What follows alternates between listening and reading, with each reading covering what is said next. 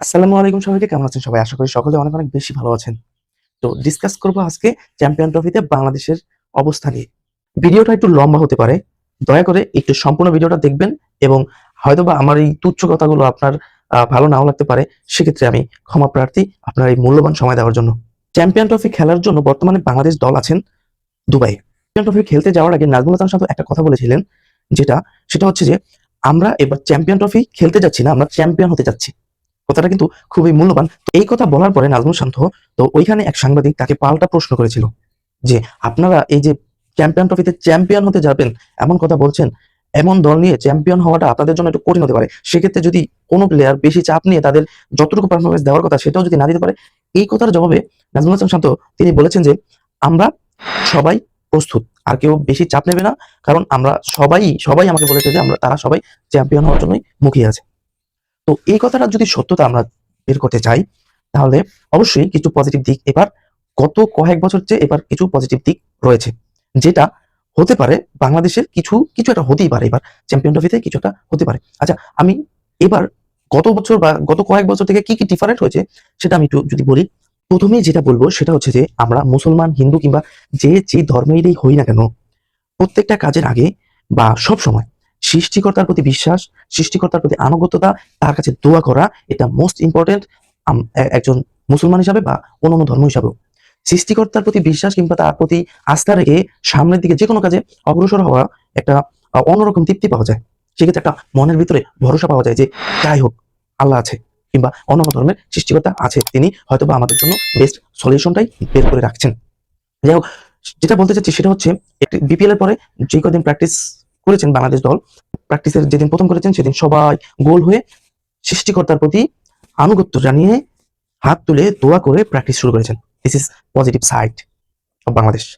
Second হচ্ছে আমাদের ইনডোরে দুইটা প্র্যাকটিস সেশন হয়েছে, যেটা গতানুগতিক বাংলাদেশ দলকে অবশ্য করতে দেখা যায় না, যদিও পৃথিবীর অন্য সব জায়গায় কম বেশি হয়ে থাকে। এটার স্পেশালিস্ট কি? এটা হচ্ছে যেখানে মিডিয়ারা থাকবে না কিংবা কেউ সেই প্র্যাকটিস সেশন দেখতে পাবে না।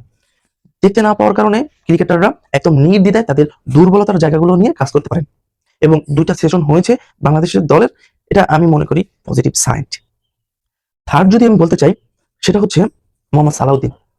হি is very active person of Bangladesh cricket team নাও।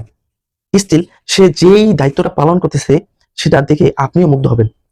গণমাধ্যমে এমন অনেক খবর এসেছে যে তিনি সকল ক্রিকেটারকে ভিন্ন ভিন্ন ভাবে তাদের দায়িত্ব বুঝিয়ে দিয়েছেন এবং সেটার প্রতি সে মাঠে প্রচুর খেটেছে। তিনি যে কয়দিন বাংলাদেশে প্র্যাকটিস হয়েছে তিনি প্রচুর খেটেছে, প্রচুর মাঠের ভিতরে অ্যাক্টিভ ছিলেন। এটা যদি আমি বলি বাংলাদেশের জন্য পজিটিভ সাইড। যদিও এর আগে অনেকবার সোশ্যাল মিডিয়াতে বলেন বা বিভিন্নভাবে কোচ মোহাম্মদ সালাউদ্দিনকে জাতীয় দলে ভক্তরা সহ ক্রিকেটারও অনেকে চেয়েছে। একজন দেশি কোচ যে কতটা ইম্পর্টেন্ট সেটা হয়তোবা আমরা এখনো বুঝিনি, বুঝবো হয়তোবা যদি চ্যাম্পিয়ন ট্রফিতে সফল হওয়া যায়।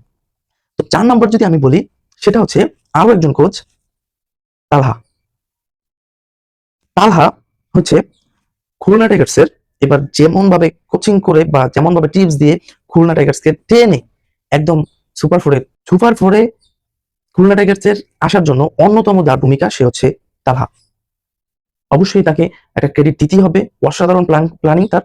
তো তার সম্পর্কে যদি একটু বলি, তার সম্পর্কে সে হচ্ছে বিপিএল একটা কথা বলেছে যে আমি আমার দলে এমন প্লেয়ারকে চুজ করি যে হচ্ছে ভালো খেলোয়াড় হওয়ার আগে তার হতে হবে ভালো মানুষ।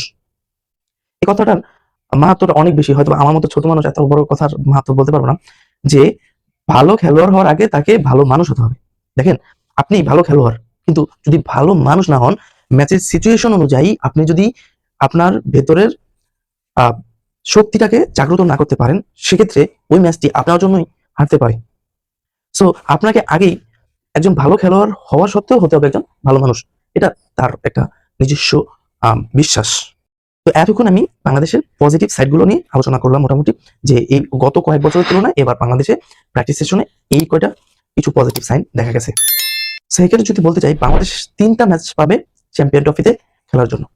সেক্ষেত্রে প্রথমটা ভারতের সাথে, দ্বিতীয়টা পাকিস্তানের সাথে এবং তৃতীয়টা নিউজিল্যান্ডের সাথে। তো আপনি যদি ফাইনালে কিংবা চ্যাম্পিয়ন হতে চান তাহলে আপনাকে অবশ্যই 3টার ভিতরে 2টা ম্যাচ জিততে হবে, দেন পরবর্তী স্টেপে যেটা হয় দেখা যাবে। অবশ্যই 2টা ম্যাচ জিততে হবে। তো এই 2টা ম্যাচ আপনি কার কার সাথে জিতবেন?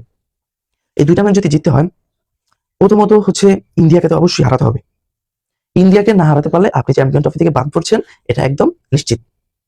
যাই হোক, ইন্ডিয়াকে হারানোর জন্য কি ধরনের স্ট্রংনেস আমাদের দরকার সেটা অবশ্যই আপনারা সবাই জানেন।